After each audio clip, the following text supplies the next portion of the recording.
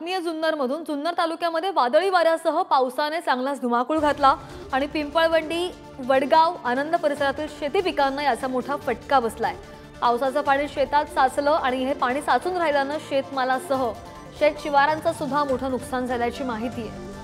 बातमी आपण पाहतोय पुण्यामधून। तर कशा प्रकारे हे नुकसान झाले ही दृश्य आपण पाहतोय पुण्यामधून। आणि या संदर्भात अधिकची माहिती घेऊन आमचे प्रतिनिधी तुषार झरेकर आपल्या सोबत आहेत। तुषार, आपण पाहतोय एक साइडला उन्हाचा तडाखा आणि पावसाची प्रतीक्षा होतीच, मात्र आता वादळी वाऱ्यासह पाऊस इतका आलेला आहे की शेत शिवारांचं सुद्धा नुकसान झालंय। किती नुकसान झालंय शेतकऱ्यांचं?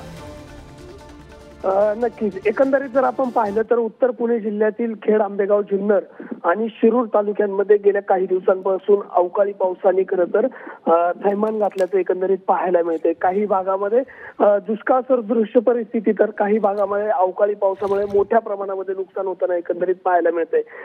जुन्नर तालुक्यातील जे पिंपळवंडी परिसर आहे त्या परिसरात ढगफुटी सदृश्य खरं तर पाऊस पडला आणि या पावसामुळे अक्षरशः शेतीमध्ये नाल्यांचं आणि नदीचं स्वरूप आल्यागत एकंदरीत संपूर्ण चित्र पाहायला मिळालं। मोठ्या प्रमाणामध्ये हा पाऊस पडला आणि त्यातच शेतीचं मोठ्या प्रमाणामध्ये नुकसान झाल्याचं एकंदरीत संपूर्ण ठिकाणी पाहायला मिळालं।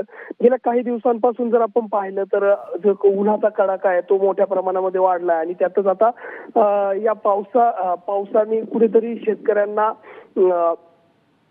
शेतकऱ्यांचं वातावरणामध्ये जो गारवा निर्माण झालाय त्याच्यातून कुठेतरी सुखद परिस्थिती जरी निर्माण झाली असली तरी मोठ्या प्रमाणामध्ये शेतीचं नुकसान या पावसामुळे आता पंचनाम्यांचं काय आणि नुकसान भरपाई सरकार कधी देतं हे सुद्धा पाहणं महत्त्वाचं असेल। तुषार, धन्यवाद दिलेल्या सगळ्या माहितीसाठी।